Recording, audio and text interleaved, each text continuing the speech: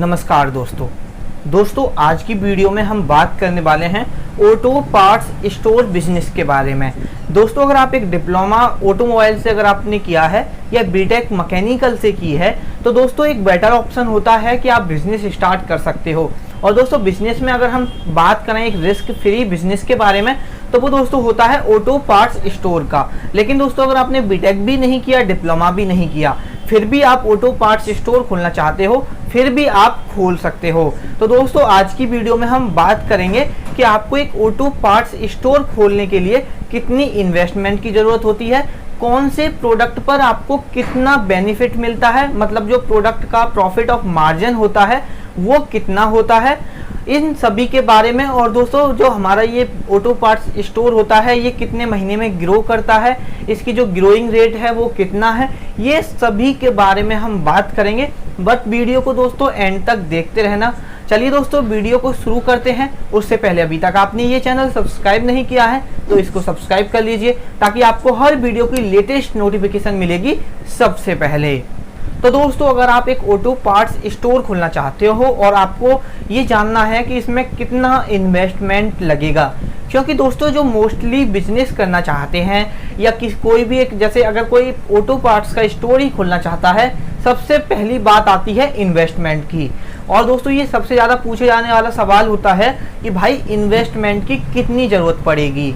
तो एक auto parts store है जिनका, मैंने उनसे बात की तो उन्होंने बताया कि जो ऑटो पार्ट्स होते हैं, जो बाइक के पार्ट्स होते हैं, टू व्हीलर जितने भी पार्ट्स होते हैं और सभी कंपनियों के लाइक बजाज के, होंडा के, हीरो के, ये सभी जो रनिंग पार्ट्स होते हैं, जो एक नीड होती है ज़्यादातर, जो मोस्टली नीड होती है, वो सभी प्रोडक्ट आप अपने यहाँ जो इन्वेस्टमेंट करोगे वो 1 लाख से लेके 2 लाख के बीच में आप एक स्टोर खोल सकते हो। मतलब जितने भी रनिंग प्रोडक्ट होते हैं जो कि बिकने होते हैं, जो कि नेसेसरी प्रोडक्ट होते हैं, वो 1 लाख से लेके 2 लाख में सारे प्रोडक्ट आ जाते हैं। अब दोस्तों उसमें डिफरेंट कंपनी के प्रोडक्ट होते हैं, बजाज के, हीरो के अलग होते हैं, होंडा के अलग होते हैं। लेकिन दोस्तों उससे पहले मैं आपको एक बात और बता देना चाहता हूँ। ऑटो पार्ट्स का बिजनेस 2 तरह से शुरू किया जा सकता है। दोस्तों पहला इस तरह से शुरू किया जा सकता है कि आप किसी एक जो ब्रांड है, जैसे कि हीरो है या होंडा है, रॉयल इनफील्ड है, कोई एक ब्रांड की फ्रेंचाइजी ले सकते हो, मतलब कि डीलरशिप ले सकते हो। अगर आप उसकी डीलरशिप ले लेते हो तो आप एक होलसेलर बन जाते हो। फिर वो जो दुकान वाले होते हैं वो आपसे प्रोडक्ट खरीदते हैं और वो रिटेल में फिर बेचते हैं। ये तो हो गया दोस्तों डीलरशिप लेना। लेकिन दोस्तों डीलरशिप आसानी से नहीं मिलती है। सबसे पहली बात तो जो डीलरशिप मिलती है उसमें ये देखा जाता है कि जहाँ पर आप डीलरशिप ले रहे हो वहाँ पे, जैसे आप होंडा की डीलरशिप लेना चाहते हो तो आपके पास में कोई और डिस्ट्रीब्यूटर तो नहीं है, कोई और डीलर तो नहीं है जिसके पास होंडा का पहले से है। अगर कोई और है तो वो आपको नहीं दे सकते, क्योंकि वो बंदा फिर क्लेम कर देगा कि इतना एरिया मेरा है, इसमें मैं ही अपना जो प्रोवाइड कराऊंगा। सेकंड थिंग दोस्तों कि इसमें पैसे भी ज़्यादा देने होते हैं, सिक्योरिटी अमाउंट भी जाता है, तो इसमें खर्चा ज़्यादा आ जाता है। लेकिन दोस्तों अगर आप ऑटो पार्ट्स का स्टोर खोलते हो, आप डीलर से, होलसेलर से आप प्रोडक्ट खरीदिए और रिटेल में उनको कस्टमर तक पहुंचाइए, उनको बेचिए, तो दोस्तों इनमें जो कॉस्ट आती है वो 1 लाख से लेके 2 लाख के बीच में आपके जितने भी रनिंग प्रोडक्ट होते हैं वो सारे आ जाते हैं और आप एक स्टोर खोल सकते हैं।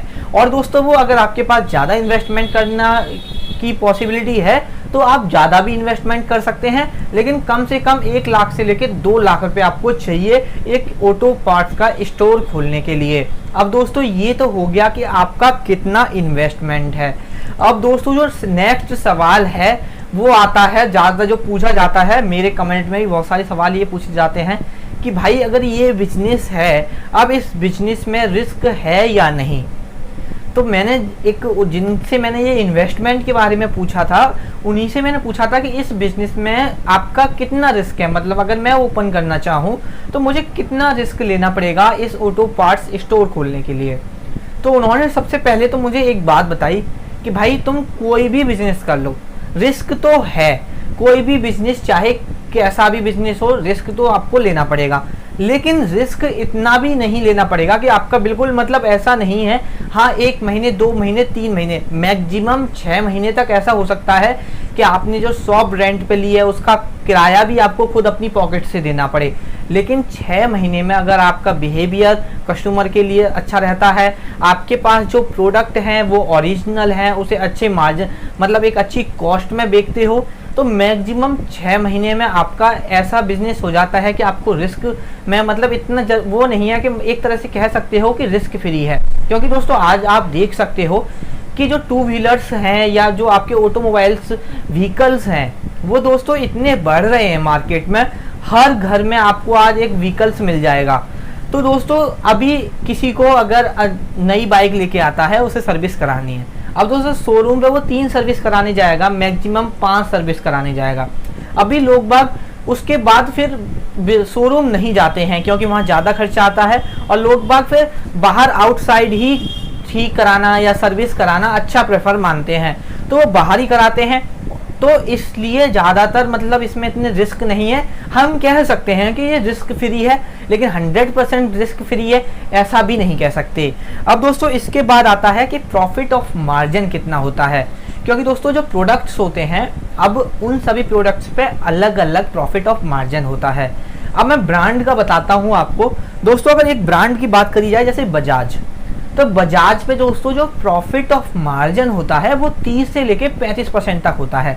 अब वो अलग अलग प्रोडक्ट पे वेरी करता है कि उस प्रोडक्ट पर आपको कितना प्रॉफिट ऑफ मार्जिन मिल रहा है। अब दोस्तों वो आप कस्टमर को कितने में बेचते हो वो आपको डिपेंड करता है। आपको जो प्रॉफिट ऑफ मार्जिन मिलेगा मतलब जो आपको उस पर डिस्काउंट मिल रहा है वो 30 से लेके 35% का मिल रहा है। अब वो आप पर डिपेंड करता है कि आप अपना कितनी प्रॉफिट लेना चाहते हैं और कितना कस्टमर को देना चाहते हैं। अब दोस्तों क्या होता है कि अगर आप शुरुआत में एक स्टोर खोलते हैं तो आप ये एक चीज़ नोटिस करिए या एक चीज़ पर ध्यान दीजिए कि आप देखिए कि जो प्रोडक्ट आप बेच रहे हो, जो कस्टमर आपसे लेने आया है, वो आपके पास में जो और स्टोर हैं वो उस प्रोडक्ट को कितने में दे रहे हैं। आप थोड़ा सा डिस्काउंट ज़्यादा दीजिए, आप थोड़ा सा प्रॉफिट ऑफ मार्जिन कम लीजिए उस प्रोडक्ट पर। तो उससे क्या होगा दोस्तों, कस्टमर खुश होगा और वो और लोगों को भी प्रेफर करेगा, और नेक्स्ट टाइम अगर उसे नीड होगी तो वो आपकी ही शॉप विजिट करेगा। ये बहुत ज़्यादा हेल्पफुल होता है। और दोस्तों मैं भी एक बात बता देता हूँ कि मैं अभी जैसे मेरी बाइक ख़राब हो जाए या मैं कभी ऑटो पार्ट्स स्टोर विजिट करता हूँ, तो बहुत से ऑटो पार्ट्स जो सेलर होते हैं वो मतलब ढंग से बात भी नहीं करते हैं। उनका एटीट्यूड ऐसा होता है कि जैसे मैं उनसे उधार ले रहा हूँ। तो दोस्तों ये कीप इन योर माइंड रखना, मतलब बहुत ज़्यादा ध्यान रखना कि कस्टमर के साथ जिस तरह से व्यवहार करना है वो एक ऐसा होना चाहिए कि कस्टमर बेशक आप उसको 2 रुपये महंगा दे दो, 5 रुपये महंगा दे दो, मतलब लेकिन उसको जो आपका बिहेवियर है वो पसंद आना चाहिए, और नेक्स्ट अगर वो किसी को प्रेफर करे तो वो आपकी ही शॉप को प्रेफर करे। तो ये बहुत ज़्यादा महत्वपूर्ण होता है किसी भी बिजनेस को ग्रो करने में, वो होता है आपका बिहेवियर, कि आपका बिहेवियर कस्टमर के रिगार्डिंग कैसा है। तो दोस्तों इस बात पे बहुत ज़्यादा ध्यान दीजिएगा कि आपको जो बिहेवियर होना चाहिए कस्टमर के साथ वो काफ़ी अच्छा होना चाहिए। अब दोस्तों हम बात कर रहे थे कि प्रोडक्ट पर कितना, मैंने बजाज का बता दिया आपको 30 से लेके 35%। और दोस्तों अगर हम बात कर लें अब अपने होंडा की, तो दोस्तों होंडा पे मिलता है 18 से लेके 25% का डिस्काउंट।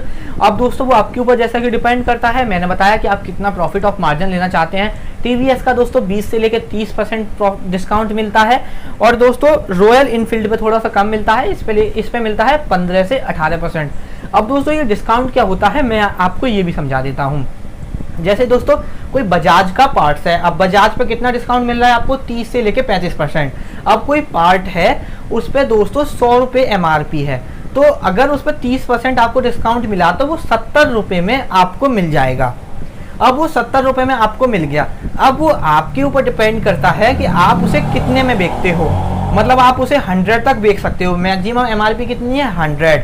आप चाहो तो 30 रुपये का प्रॉफिट ले सकते हो, लेकिन अगर आप चाहो तो उसे 90 में भी बेच सकते हो 10% का डिस्काउंट कस्टमर को देके। अगर दोस्तों क्या होता है कि आपके पड़ोस में जितनी भी दुकान है वो सेम MRP पे प्रोडक्ट को बेच रहे हैं, तो दोस्तों आप 10% अगर डिस्काउंट दे दो, 70 रुपये का आपको वो पार्ट्स पड़ा, अगर वो आप उसे 90 रुपये में दे दो तो जो कस्टमर होगा वो खुश होगा, और वो क्या करेगा कि नेक्स्ट टाइम अगर वो आएगा तो आपकी ही शॉप विजिट करेगा और दूसरे लोगों को भी आपको ही शॉप प्रेफर करेगा। तो दोस्तों इस बात का बहुत ज़्यादा ध्यान रखना कि एक बिजनेस को ग्रो करने के लिए ये आपका बिहेवियर, डिस्काउंट, ज़्यादा प्रॉफिट ऑफ मार्जिन मत लेना शुरुआत में, तो ये बहुत ज़्यादा महत्वपूर्ण हो जाता है दोस्तों। उसके बाद दोस्तों मैं आपको एक बात और बता देता हूँ। सपोज दोस्तों आप होंडा, बजाज ये सारे प्रोडक्ट रखते हो। अब उन्होंने मुझे एक बात बताई थी जिनसे मैंने ये बात करी, ऑटो पार्ट्स स्टोर है और दोस्तों उनका बहुत पुराना स्टोर है, काफ़ी अच्छी शॉप है, मेरे रिलेशन में है वो। तो मैंने उनसे सब कुछ पूछा, हर चीज़ जो एक आपके माइंड में डाउट होता है। तो उन्होंने मुझे एक बात बताई थी कि आप जैसे हीरो, होंडा, बजाज इनके प्रोडक्ट्स रखते हो तो ध्यान रखिए कि इनकी डुप्लीकेट या इनकी कॉपी मत रखिए। सपोज एक तो आपने हीरो का ओरिजिनल रखा हुआ है, एक हीरो का लोकल रखा हुआ है। अब दोस्तों कोई प्लास्टिक बॉडी में जो बाहरी होते हैं, लाइट वगैरह होती हैं वो चल जाती हैं, लेकिन दोस्तों अंदर की चैन सेट वगैरह होते हैं, इंजन के जितने भी पार्ट्स होते हैं, ये सारे क्रैंक शाफ्ट वगैरह जो भी होता है, ये सारे पार्ट्स डुप्लीकेट सेम कंपनी के मत रखिए, या तो अदर कंपनी के रखिए और कस्टमर को कहिए कि भाई ये लोकल है, इसकी कोई गारंटी नहीं है और ये आप अपने बेसिस पे ले जाओ, मैं इसकी कोई गारंटी नहीं ले सकता। या फिर दोस्तों आप ऐसे मत रखिए कि एक तो हीरो का पार्ट्स ओरिजिनल है, एक कॉपी है, लेकिन दोनों सेम दिखते हैं। आया कस्टमर हीरो का पार्ट्स लेने, आपने डुप्लीकेट दे दिया, अब उसने सही कराया और फिर क्या हुआ कि आप वो कुछ दिन में ही खराब हो गया, या वो डुप्लीकेट है तो वो चला ही नहीं। तो वहाँ से दोस्तों कस्टमर का एक जो भरोसा होता है वो उठ जाता है, फिर वो आपकी शॉप को विजिट भी नहीं करता है। तो ये ध्यान रखिए कि किसी भी ब्रांड की कॉपी मत रखिए, एक अलग जो लोकल कंपनी है उनके प्रोडक्ट रख लीजिए और जब कस्टमर को दो तो बता दीजिए भाई ये डुप्लीकेट है और ये ओरिजिनल है, अगर तुम्हें डुप्लीकेट चाहिए तो ये इतने का है और ओरिजिनल इतने का है, आप देख लो, डुप्लीकेट की कोई गारंटी नहीं है। हाँ, अगर ओरिजिनल ले जाते हो, इसकी कंपनी गारंटी लेती है ओरिजिनल की, तो कि इसकी कंपनी गारंटी लेती है तो इसे तो आप ले जा सकते हो। और दोस्तों आजकल कस्टमर ब्रांड पे ज़्यादा भरोसा करता है, आप भी होंगे, आप कहीं जाते हो तो एक ब्रांड पे अलग बिलीव रहता है, एक भरोसा रहता है, तो लोग बाग ज़्यादा ब्रांडेड ही खरीदते हैं। तो ध्यान रखिए, ज़्यादा से ज़्यादा अपने यहाँ दोस्तों ब्रांडेड प्रोडक्ट ही अपने पास रखिए।